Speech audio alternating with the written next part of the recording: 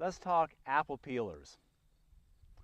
Originally, there was a knife and there was an apple, and the two went together. I've seen people who still use knives for their apple peels, and they can draw off a single, thin, long slice of apple peel, getting one long peel from one apple, which they proceed to hang up in their kitchen and dry, and then use during the winter for apple tea. However, in our area, where they were using bushels of apples for apple butter, doing it by knife can simply take forever. So I would say maybe even late colonial times, the late 18th century, certainly by the early 19th century, they were looking for improvements, more effective ways, faster ways of peeling apples. And I have a couple of examples. This wooden apple peeler dates to the early 19th century. It has a broad base you put down on a bench, and then you sit on it to keep it steady. A wooden handle attaches to a large solid wooden wheel. There's a drive band that goes up to the top, and at the end of a long metal shaft is a prong where you actually stick your apple. And then as you turn the apple peeler, you'll take a knife and take off the peel.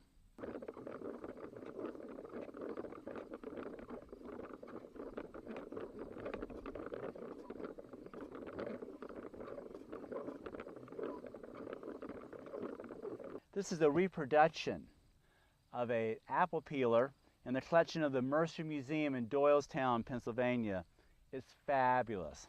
I call it the grist mill apple peeler because it's geared very similarly to a grist mill. Again, you sit on it,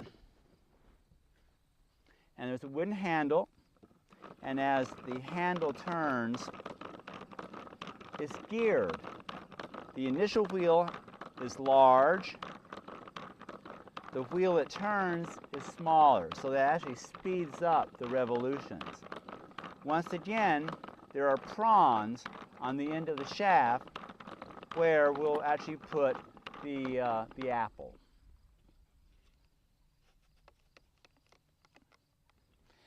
Now, this apple peeler has a built-in slicer, and you lay it down, and as you turn it, in a better world, it would peel the apple.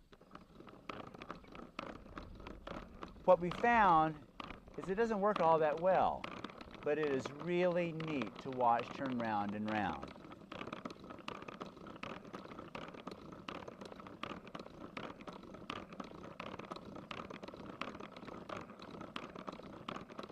By the late 19th century, with the improvement of iron molding and casting technology, the apple peelers became all metal. And this was a remarkable improvement because this truly speeded up the peeling process. I'm Christian Zinzendorf. I'm a brother here at the Hermitage, and I'm attempting to use this 19th century apple peeler. What we discovered is when this was made, most of the apples that you had were pretty small. It wasn't until modern hybrid trees that you've got enormous apples. So this doesn't work well with big modern apples. So we've had to try to get some small ones to make it work. This thing was designed so that it has a little kick that pushes the apple out when it's done. So you have to start where the apple kick is in the back, and it'll run through one cycle and kick the apple out. Now I have this set on here, and these never held on too well to a table.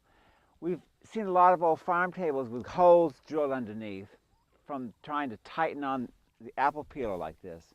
So here we go, it goes around and kicks it off. So you get a nice long string here, looks like a tapeworm. Hang this up in the hang this up in the kitchen, and you can make nice apple tea in the wintertime. So this needs to be cored, and you have an apple done much faster than you can by hand. Okay.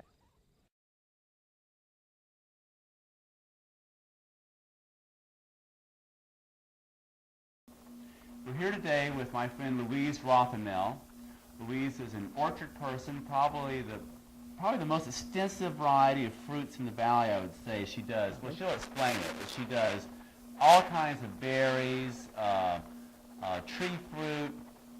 I don't even know what all she does, but she does market. She raises all kinds of apple varieties, peaches. Will you explain it? And I'm going to get out of the way, Louise. Okay, thank you. Greetings from Mountain Apple Farm in Klingerstown, Pennsylvania. As Johanna said, my name is Louise Rothermel, and my husband Lester and I have been the owners and operators of this farm since about 1969. We were first in some partnerships and then finally in full ownership.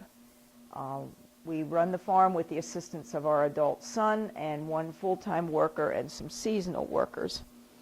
We grow a full range of fruits, starting with cherries and blueberries and raspberries, all the way through peaches, nectarines, and apples in the fall. We also have about 30 varieties of apples, some old, some new, and some of them we have in very large quantities, such as the Red Delicious or the Wine Sap, some in very small, maybe only one tree of a variety. I'm currently grading Red Delicious here on the grading table.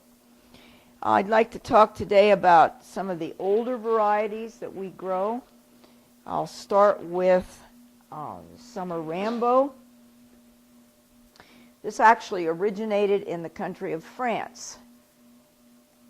And we pick these, mid-August usually. They're picked green because they're best used that way. If you allow them to ripen, they will become yellow and mealy, and then they're not too good. But as a green apple, they're great for sauce, for frying, for pies. And you notice that most of them are green, but some do have a red blush to them, depending on sunlight and temperatures.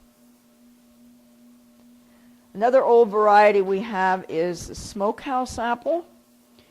And I always thought maybe it was the taste, but it's not. This apple actually originated in Lancaster County in the 1830s, where a man named William Gibbons found this tree growing by his meat smokehouse, and hence the name smokehouse apples. Again, it is an old variety. Many of my market customers like this for sauce. It's usually a green apple, but again, some will have the red cheek on them. It has a sort of a spicy flavor. And the third old variety that I have is the 20-ouncer. Now you can see it lives up to its name. It's a great big apple, generally green again, but with a red striping pattern. It has a rather thick skin. It will make a very rich, thick sauce and is also great for apple butter. The 20-ouncer was discovered in New York in the early 1800s. I like to tell my customers its flavor is similar to a smokehouse. It's like a smokehouse on steroids. So those are just three of the old varieties we grow. We also grow Northern Spy, which not too many people have.